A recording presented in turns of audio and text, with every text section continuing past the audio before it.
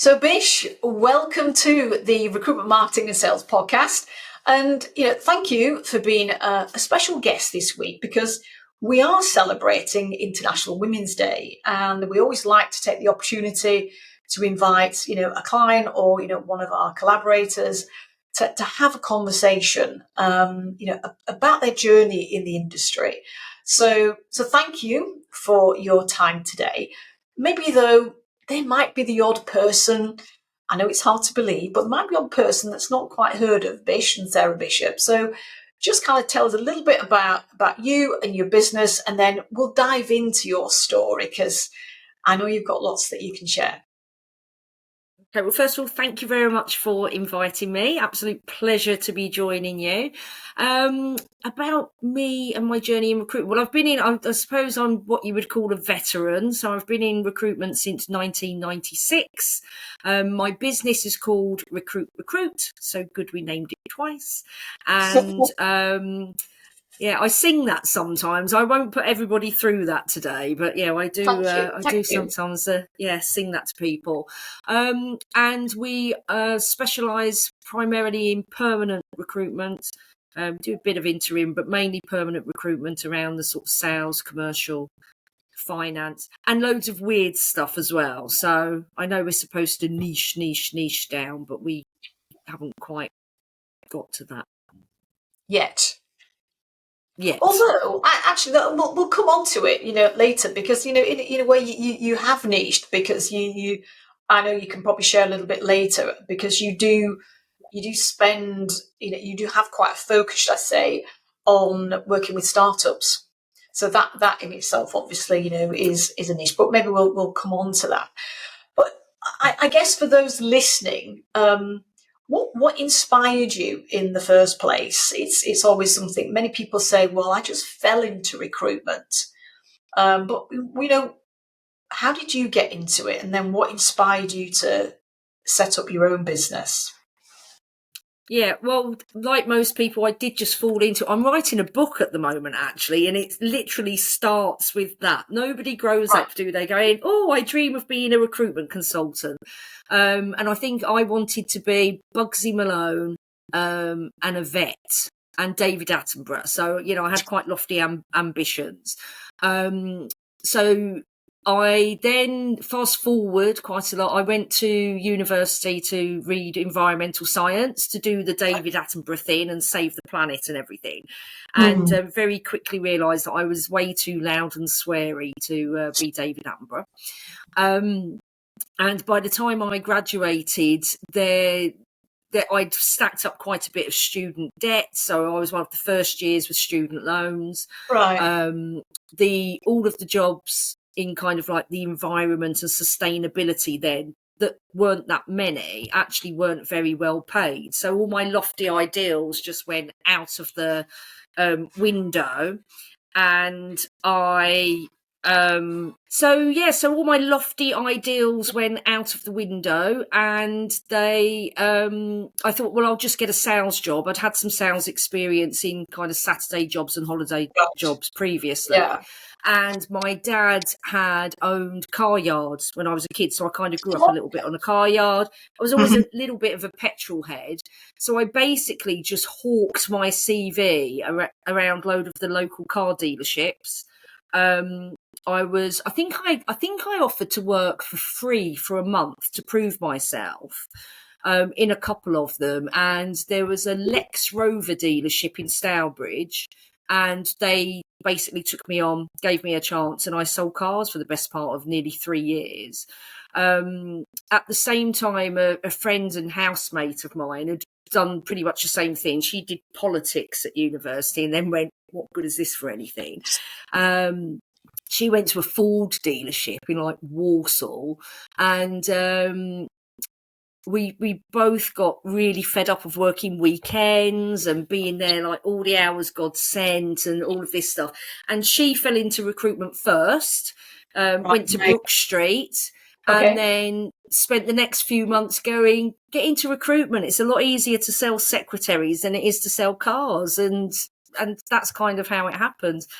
So, so I I started applying in earnest. I got job offers from Kelly's Recruitment, I think Adecco, if I think back, and Extra Personnel, which was quite a small local recruitment agency at the time, but was very entrepreneurial, was growing quite quickly.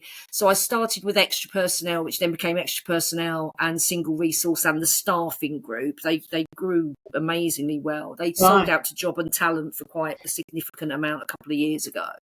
Yeah. And I had 13 really great years with them, actually. So I went in as a trainee. And because they were growing so quickly, there was a lot of opportunity, within it. So I kind of went through everything, desk manager, divisional manager, a national account manager. I think one of my favourite jobs, I didn't really have a title, but was basically get parachuted into a branch to sort out the shit manager. And then my final role with them was head of corporate sales in the public sector division, which I did for a few years. And that was great because I learned how to write tenders and, get some really big stuff in. So I'd been with them for 13 years and I kind of got to the stage where I was like, I need something that's a bit more of a challenge, slightly different challenge. Right. Yeah. And there were also just a couple of things where, and I'm sure this probably wasn't the case, but my perception of it was that I cared more about our reputation than the people who own the business. Right. And like I say, I'm sure that wasn't actually true. But I felt I was bashing my head against a brick wall with we did a lot of public sector work at that stage that I was responsible for.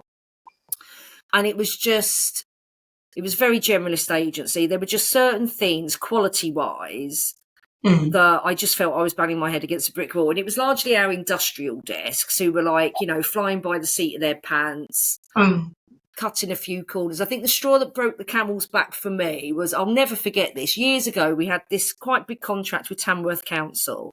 And one of the things that they kept complaining about was every Friday, they simply wanted a list, an email list, all the new names of all the new starters and the names of all the temps that had finished or been taken on perm. Do you think they could bloody get that right? Right. And I'm like, my name's on this contract. I've put together and agreed service levels. And I think it was, and it sounds so trivial now, all these years later, looking back. But I was just like, I can't do this. I spent months of grind getting this contract on and you can't send a fucking email once a week. So that's kind of when I then went, well, if I go elsewhere, it will kind of be same shit, different logo. My biggest issue was actually from an integrity point of view, my own personal integrity. I didn't see how I could, with all good conscience, go out to clients and other people saying, right, Extra Personnel are the best thing since sliced bread for 13 years, and then go, oh no, well actually now you need to use whoever I'd gone to, and I just couldn't see how that would sit well with me. So so I was just like, do you know what? If I'm going to sit bitching about it being done properly, I might as well just do it myself. Yeah. And that's what happened. 2009, I finally bit the bullet. Okay, so that's 16 years this year then. Yeah, and do you know what? I'd incorporated a company like 4 or 5 years before. So I'd been thinking about going, but then never did anything about it. And then I got to that point, several years later. So thinking then about, let's say, what were some of the things that I guess you learned and you took from your experience though of those 13 years that you brought into your business? Because there would have been a lot of good things. So I guess what were some of the big lessons that you thought, do you know what, that's going to work in my business? And then I'll ask the next question, because there's lots of learnings when you set up a business as well, aren't there? Yeah, oh God, yeah, absolutely. Because you suddenly go, don't you? You said, I don't know about you, but I know a lot of people that I've spoken to. You're a very good practitioner at what you do, Yes. And then, I mean, I'd opened up branches and started divisions and such like. So I had some experience from that. But you suddenly go from being a practitioner and essentially a recruiter or a leader in a recruitment business to then being like, you know, IT manager, marketing, the accountants, all the, you know, all the other things. And it is very different running a business. So I think, first of all, I had some very good on the job training with extra personnel. I mean, although it was largely, there's the phone, there's a pile of canvas cards, off you go, as opposed to quite formalised training. I learnt a lot and a massive spectrum of things. So I did get, because it was very much a generalist agency, I did get to work across sectors. So I'm kind of sector agnostic. I was primarily temps for most of my career. And I think that I learned to, I think one of the things that really gave me a good grounding, and I'm almost religious about this when it comes to interviewing, because on a temp desk, because you're interviewing people for what they want to do and, you know, what roles they will accept, what assignments they'll do, you tend to approach the interview from, right, what is it that you're looking for? And then as things, you know, come in, you talk to people. Whereas I found that a lot of my colleagues on the perm desk would interview to the job role. Yes. And personally, I think that's an absolute bullshit way of doing it, because that's about shoehorning people into the role, or you create a lot of biases on both parts. So I don't think people are trying to mislead each other, but people then they interview to get the role rather than what they're really looking for. So I think that was really valuable from a core competency in part of the job. I think the fact that I did a lot of roles fairly quickly in comparison. I mean, there's just no way I would have gone from trainee to head of corporate sales in 13 years with one of the big boys. It just wouldn't have happened. No. Unless there was like a trail of bodies left behind me. So, so I think that was very good grounding as well, because I also had to learn, you know, as I was promoted fairly quickly and took on teams of various sizes and behavioural styles, it was a massive learning curve in leadership skills rather than managerial skills. And I think that that's something that sometimes we underestimate, how important those are with actually our clients and our collaborators as much as they are with our team. Yeah. And I think it's a great point. I remember sort of, you know, in the earlier days of my corporate career, kind of like thinking, it is, because in the early days, probably like the first 5-6 years, I don't think I did a job for more than 15 months, which, you know, at that time was really unusual. It's not unusual necessarily today, but then you were looking at, you know, you almost had to earn your stripes of like 4 and 5 years in a row before you were even considered for promotion. And then you're probably not going to get your first one. But I was just in the right place at the right time, a little bit like you, where, you know, because of the organisation, and it was Astra, which is now part of AstraZeneca, because that was growing rapidly so fast, of course, you know, they're pulling people through who've got the knowledge of the business and the products and everything else. And you think, well, I can develop the skills and stuff.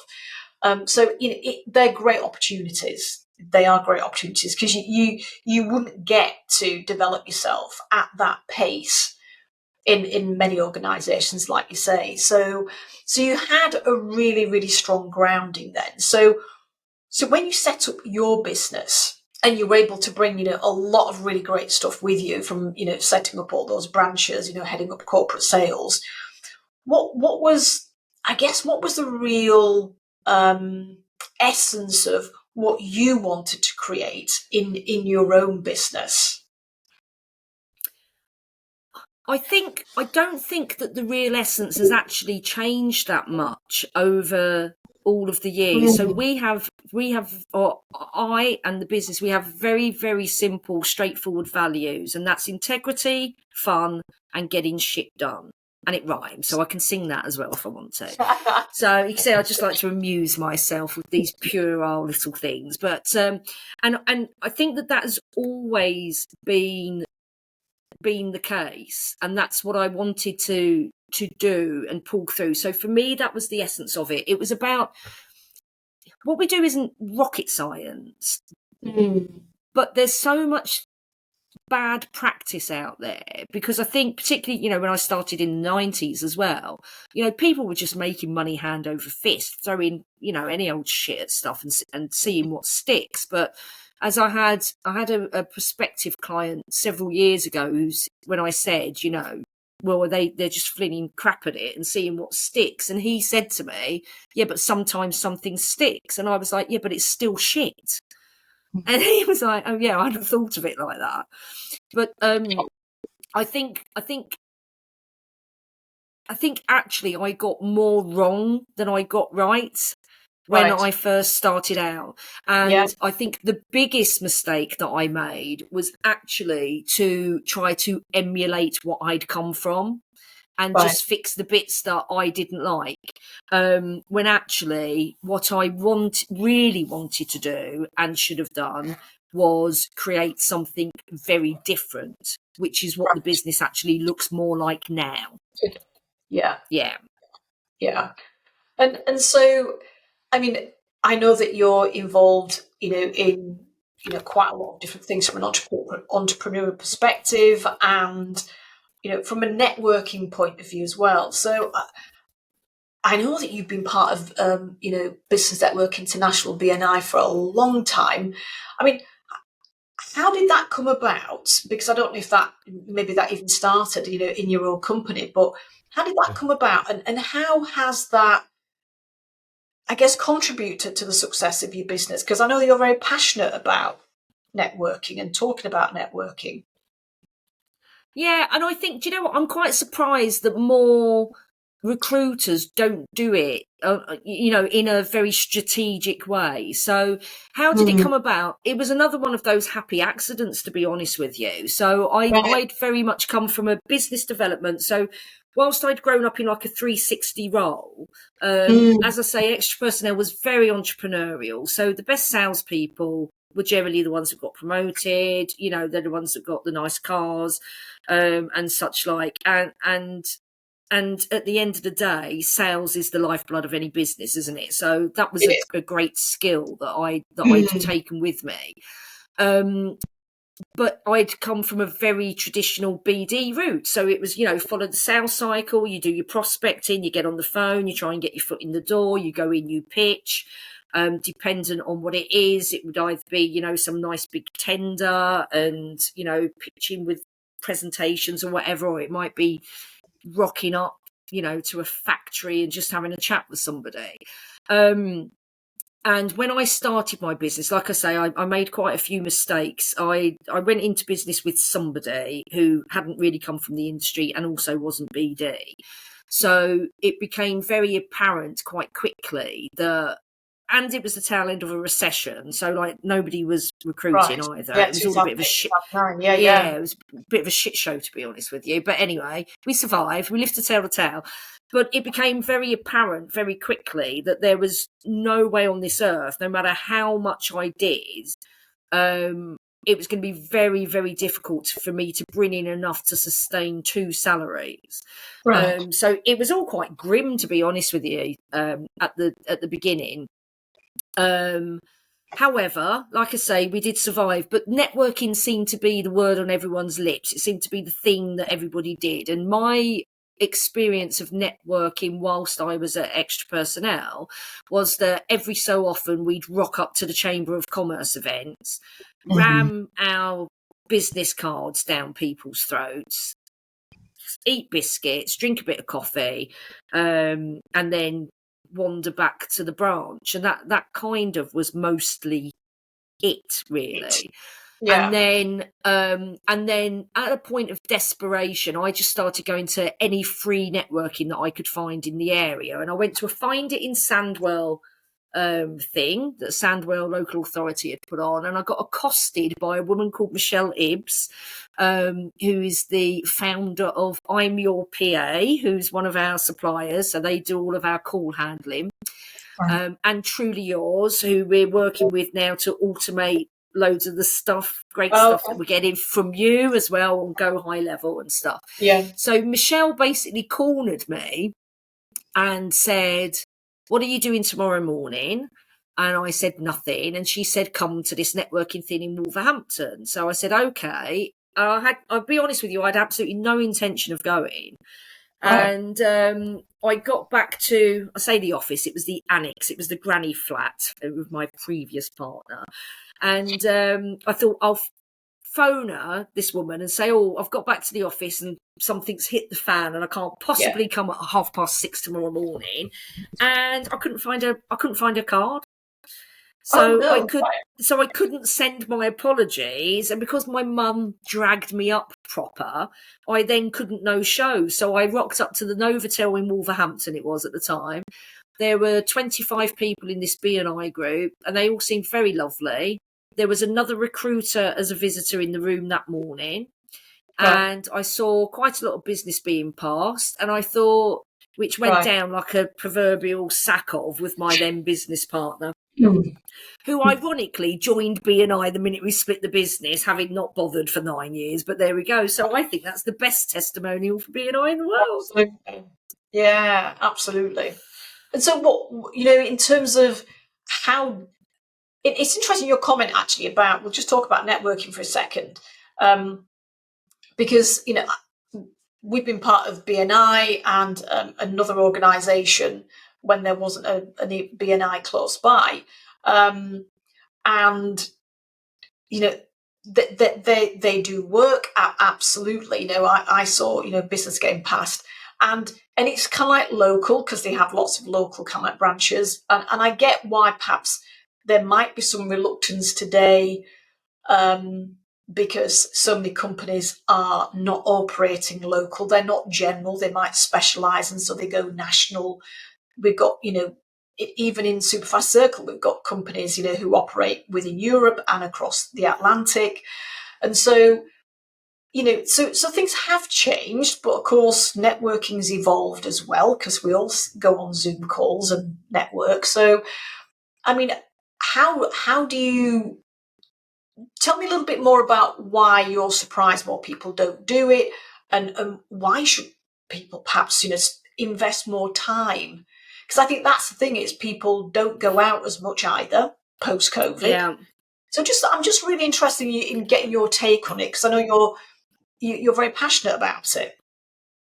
Yeah, so for me, yes, it does take time. If you want to get good results, it's like anything, isn't it? You get out of it what you put in it. And I see so many people, they'll join it, they'll go, B&I doesn't work, or it doesn't work for my industry, or it doesn't work for that. And quite frankly, that's bullshit. It works for any industry. I've seen magicians go from like 30k turnover to 1.3 million in 3 years. I've seen recruiters do very well out of it, printers, really, weird and wonderful, obscure, all sorts of things. So it really does depend on what you put into it. And you need to, there's a proof. What I found the thing with B&I is that, we're largely entrepreneurs and people that are self-employed that join it. And one of the reasons why we work for ourselves is because we don't bloody like being told what to do. So then B&I on paper would not be my natural choice, right? Because there's all these rules and regulations, and I'm like, oh, let's just rock up and wing it. But the reason why I've stuck with it is actually what I do need is some routine and a strategy. And they've spent 40 years working it all out. And it's like a recipe.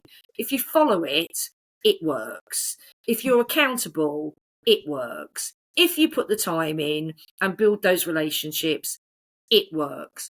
Are there other networking, other networking organisations are available? Yeah, of course they are. Lots of them largely emulate B&I. Lots of them were set up by disgruntled ex-B&Iers. So some work better than others. Some were set up largely around the same sort of thing, but then they took out all the accountability bit because that's the stuff that they didn't like. but that's the Right. bit that makes it work. So, but I think the main thing that keeps me in BNI is actually because, like you said, it's a lot of local businesses, but being a local member allows me access to the global network. So Right. BNI is across like 77 countries. So, Mm. you know, as and when I'm yet to do it, but I've realised a couple of years ago that the architect up the road from us in Vienna, because your listeners may not know, I'm married to an Austrian woman and spend Yep. 6 months of the year in Vienna. But the architect, who's like 2 buildings up from us, is a BNI member. So I saw his little BNI sticker in the window a couple of years ago, checked on BNI Connect. He's still a member. So I need to go into Christian and say, let me come along to your meeting and start going to ones in Austria as well. And, you know, so I can do that. I'm now in an online group because of my lifestyle. Yeah. And I can also hop onto online meetings. You know, if we say, right, do you know what, we're going to start doing stuff in North America, that will be my first port of call. Let's have a look at some online groups there. Yeah. Yeah. No, sounds good. And so, you know, being around not just within recruitment, but lots of other industries and everything. I mean, Where were we? so let's say, you know, so as a female business owner, Yeah. obviously, you know, operating within recruitment, but then, you know, you're in contact with lots of other businesses, you know, from your experience with BNI and everything. What would you say then have been the most significant milestones for yourself building your company? Oh, most significant milestones. I think there's a few, and I'm sure there's more to come. I'm So, sure. you know, got plans. I think probably the one that stands out the most is probably one of the most difficult times that I had, and that was when in 2018, when my ex-business partner and I decided to split the business. I thought it was all very amicable. Turns out it wasn't. So I won't go into too much detail with that, but that left me in a very difficult position. A big HMRC debt that I wasn't aware of, and various other things, which basically I had a nervous breakdown. I was, you know, I was not in a good place. I nearly lost my house. It was just awful. So I won't give you the whole sob story. And then just as I was like, right, come on, you need to get yourself out of this funk because this isn't doing anybody any good. And just kind of started getting a few things back together, relaunched our advertising packages side of the business because I needed to just get some revenue in quickly and such like. My ex-business partner then tried to sue me. I think her solicitor found out or realised very quickly that a lot of these allegations were spurious. It all got thrown. It never went to court. It all disappeared when I just wrote a letter back.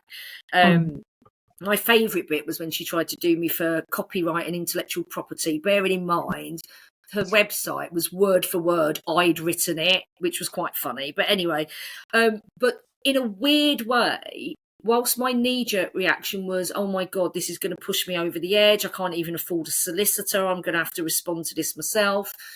It also was probably the best thing in the world she could have done because there is absolutely no way I'm allowing you to do this to me. And I just started getting back on top of it, getting a few bits and pieces in, seeing a light at the end of the tunnel, and then COVID hit. Good old COVID. And it was like, yeah, you know, you're like, but I'm pretty tough. I'm pretty resilient. So because I've kind of got myself into this headspace, I was like, right, there will be a way. There's going to be something. There's always going to be an industry or something that is still going to do okay. We just need to pivot, as everybody was saying at the time, weren't they? And then I always say I was very lucky, and I am very grateful, but the luck was largely made because of these networks and relationships that I've built over the years. Right. Yeah. But we then got a and I won't over egg this too much, because did I mention I'm writing a book, and it is largely about this. Yeah, But right. we got involved with a startup business that was doing COVID testing for the film and media industry. Right. And in short, we helped them go from 0 to 30 million turnover in 21 months. Wow. And we placed over 220 people with them. We put an HR team in, finance team, science team, IT, literally you name it, we recruited at all levels. And it was marvellous because, again, those networks came to the fore. I worked a lot with Kerry Greenland, who I know that you guys know from Yes. the team network. Yeah. My niece is and has been a professional recruiter for years. She came back into the industry. We worked together. Claire Rees-Paul, who continues to work with me, is an ex-colleague, but more importantly, a very good friend. We still work together now. So not only did we have great fun, because it was mayhem. I mean, it was crazy. Honestly, Crazy. everyone was just running around like headless chickens. It was hilarious. But not only did we have an awful lot of fun, but it kept 4 or 5 of us in business. We made really good money. We had a whale of a time doing it. And it's also left me with this legacy. And I know you said right at the beginning, our sweet spot is really helping either fast growth startups or businesses that are looking to gear to exit, or businesses that are looking for significant growth. So because we found this really agile way of working, and it was great. It was great fun. I loved it. I loved COVID, not having it, and obviously not all the deaths, but I almost miss it a little bit. There's kind of like there's a few things that I have to confess I enjoyed, about that time. No expectations of having to travel and visit lots of people, and just actually having the time to just be at home was actually quite nice. Having done a lot of traveling in my business life, so I mean, just thinking about, that journey itself. Coming through that, as business owners, it's probably one of the most challenging times that we've all kind of like faced. Something that I know, let's say, having come through that, obviously you pivoted really successfully, saw an opportunity, was able to capitalize on that. But even still today, you always kind of have, I guess, your lens really wide open, and looking for where you can help and add value. And I know that some of the things that you're currently doing around training and different things. I mean, how has your business evolved, or how is it evolving with providing different services, and what made you go down that path of looking at different services? And yeah, I think that's probably a composite of a kind of like purely accidental organic stuff that's kind of come up through people asking me for stuff. Partly because I think any business, particularly when the business landscape is evolving and has evolved as quickly as it has over the last even just few years. So through necessity, I mean, they say necessity is the mother of invention, don't they? But I think also, and this probably has a large part to do with it, is my neurodiversity. So I think having something that I would class as like a portfolio career ticks a lot more of my boxes than feeling like I'm in this lane and I've kind of got to stay in it. So I started doing a lot more sales training with recruiters, because I had people who had previously been in my teams or knew of me by reputation, who now have their own businesses, and they were like, we need to get sales up or get Bish in. And then I've had a knock-on effect with people that have been on those sales courses. I mean, even Extra Personnel, 13 years after I left them, got me in to do sales training with their teams and their managers, when they were gearing to sell to Job and Talent, because obviously Right. they needed to get EBITDA up. So, and that was really gratifying, actually, to have, you know, your old employer come back after all that time. And like the training manager at the time said, I've been told I've got to get the Bish in, you know. So, and then I'm working with another recruiter who the directors used to be with Extra Personnel as their growth coach for this year. So I've got various things. Look, have I got it all nailed down yet? No. I mean, you know what I'm like as your client. I'm a bloody nightmare, aren't I? So like admin wise and bits and pieces. There's things that I haven't got nailed down yet, and these are things that I'm addressing as kind of as we go along to make it all work a little bit more smoothly behind the scenes, because we are that proverbial, or I very much am that proverbial swan at the moment, largely throughout my life, you know, like people kind of sometimes see me gliding along like everything comes easily, but there's an awful lot of time and effort and energy and emotion that gets expended in that. And I think part of that is that, and I know that you said before we started chatting that you want to potentially bring up the neurodiversity.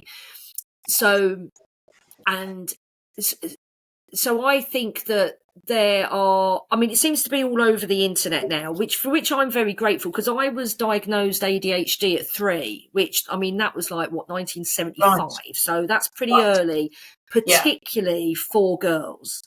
So, it's only been fairly recent that girls are diagnosed properly with various neuroatypical things, and I think largely that's been something that you know, if you've got like a little boy who's quite boisterous, it's like, oh, they're a rambunctious boy, or they're a real boy's boy, or he's into everything.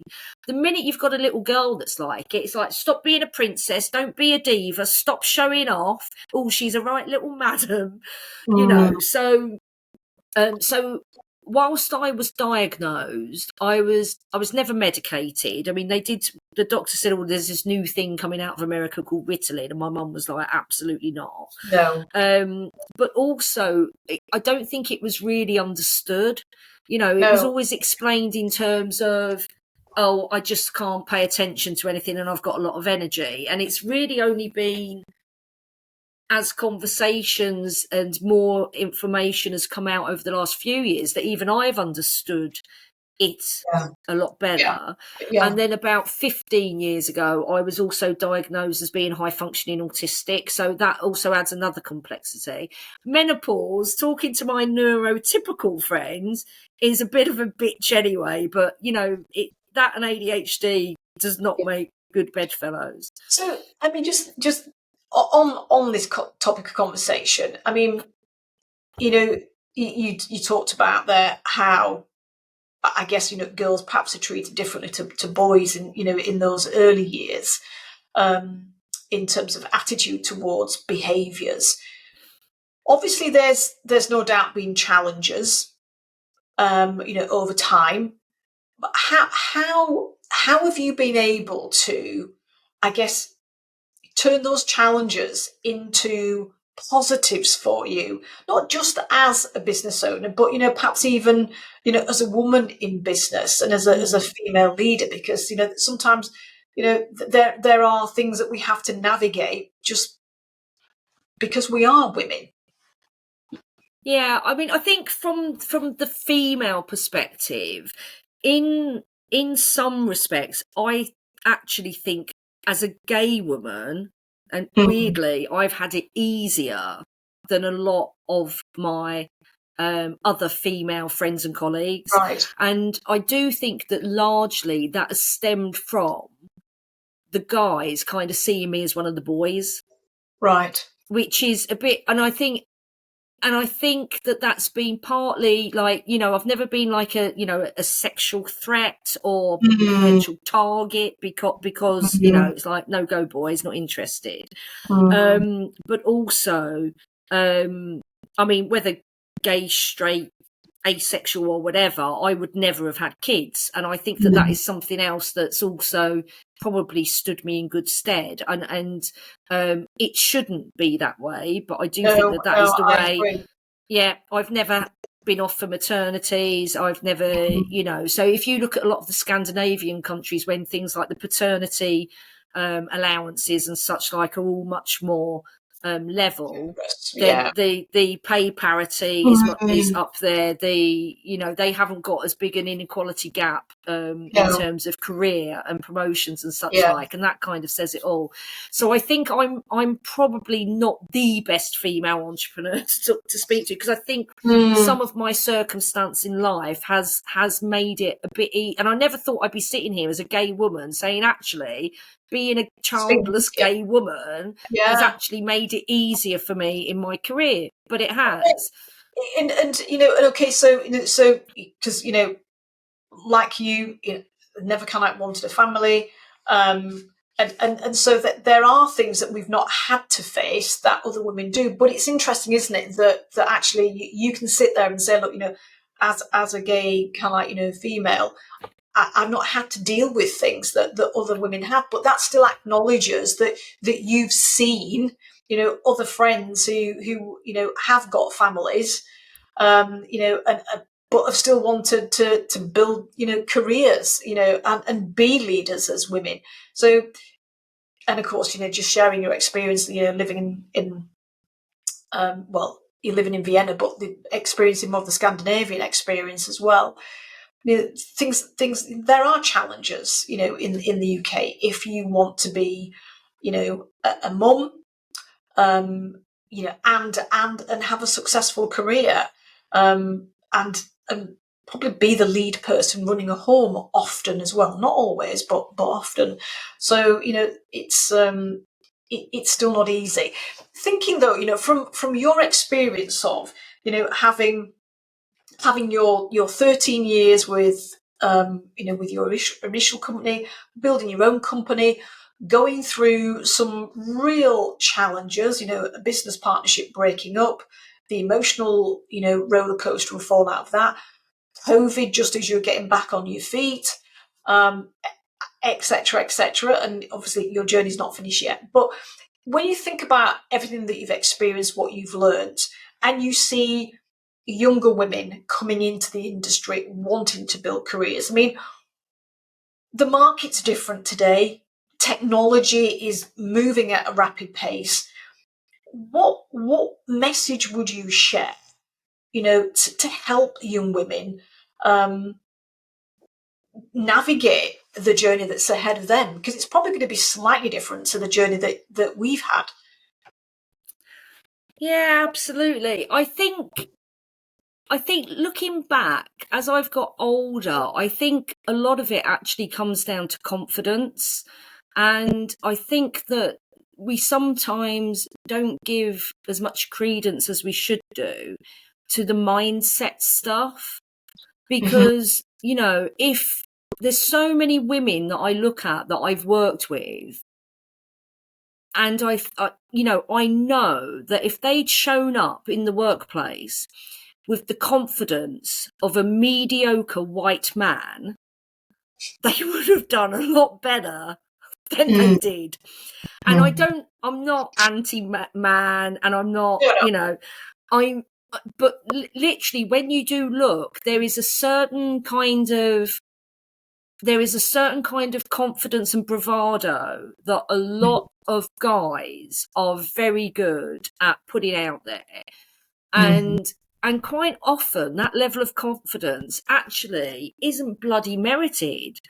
But everybody, including the individual, then starts to believe their own hype. And if competent women, I think, just showed up with the confidence in their competence, that a lot of guys, whether competent or not, do, then they would probably get on. So I think it's partly, my advice would probably be, hone your skills, And for me, I would always say, I don't think this is just a recruitment thing. The most valuable skills you can ever have is that relationship building and those people skills.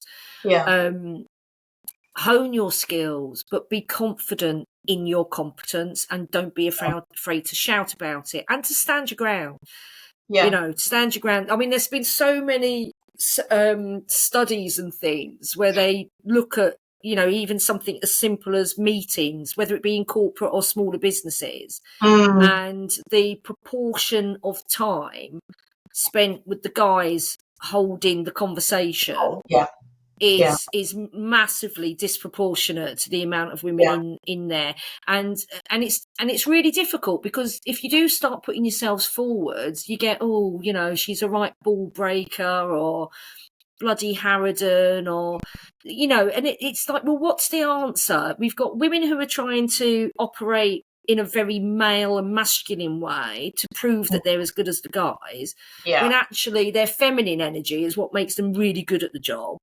And you're damned if you do, damned if you don't, aren't you? So so it's like, you either get, oh, she's too airy fairy, or this, that, and the other. Guys just never get that.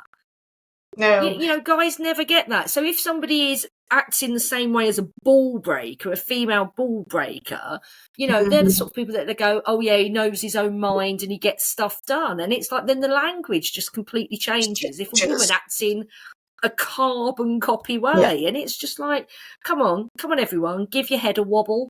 And it's interesting, you know, I think, you know, with I've seen this, let's say, you know, in the corporate world, you know, as a leadership coach and trainer for many years, and even, you know, doing what we're doing now from a marketing point of view, that there are people that you know, perhaps that are more visible, but yet actually your experience of them compared to somebody else who is not as visible, but actually their authority, their expertise, their knowledge, their service delivery, you know, actually is far greater than this individual, but this individual is much better at communicating and getting themselves out, you know. So I think, coming back to your point about, you know, being confident, but then having that confidence to actually put yourself out there, be more visible, you know, which very much, you know, if I can think of, you know, clients of ours, you know, of both, you know, men and women, who are so flipping good at what they do, and yet, you know, do lack that confidence to actually get on a video and put themselves out there on LinkedIn or do a personal branding post. But, you know, that whole visibility piece, it's absolutely key, because unless you're visible, you can't actually start to build and nurture new relationships, you know, online or offline, can you? So, you know, but I think, you know, you make some really valid points in terms of the language that we use when that judgment kicks in. And so in summary, then, build your knowledge, build your expertise, you know, be confident. I guess, you know, the mindset piece, I know we've not talked lots about that, but I think it's increasingly important for people, because, you know, if you can come out, you know, bring that confidence and bring it out, step out and be visible, then, you know, you put yourself in a much stronger position. So, listen, I know we could probably both carry on chatting, but really appreciate you taking some time to talk with us today. Is there anything maybe that I've not asked you that's a bit of advice that you'd like to share, just as like a final comment? I think I will probably come back to my ADHD and neurodiversity for that one, actually, because for many years I very proudly said, oh, it's my superpower, which in many situations and in many ways it really is, because it gives me a great way of, you know, I can often see things that other people won't see immediately. One of the things that it presents with me is I will naturally read micro expressions very well. So instinctively and instinctually, I will get a measure of somebody very accurately and very, very quickly, which is, I mean, that's amazing in recruitment, isn't it? And sales. Absolutely. But also, I think is to also acknowledge that for all of these plus points, there are also sometimes crushing side effects, like with dysregulation and such like, that makes it so much harder to do certain things than it does for a neurotypical person. So to not beat yourself up about that as well, because it's exhausting. Like the masking. I mean, most people who know me go, "Oh, that bloody weirdo Bish," or where you stand with Bish, because I'm a bit of a blurter. I'm an oversharer. But what they don't see behind that, and things seem to come quite naturally, quite easily to me. If I go, right, I'm going to do that, I'll get quite good at it, quite quickly, or I'll just be able to do it. But people don't see all the self-doubt and the anxiety and all the stuff behind it that can make it very, very difficult. So just be aware of that and try to be a bit kinder to yourself, really, instead of beating yourself up for just being this weirdo that can't manage to really put something back where it should be. Well, listen, it's been absolutely great talking to you. Thanks so much once again. And we will catch up soon and talk more marketing. Absolutely. Yeah, look forward to it. Thanks for having me. You're welcome. Cheers, Bish. Cheers.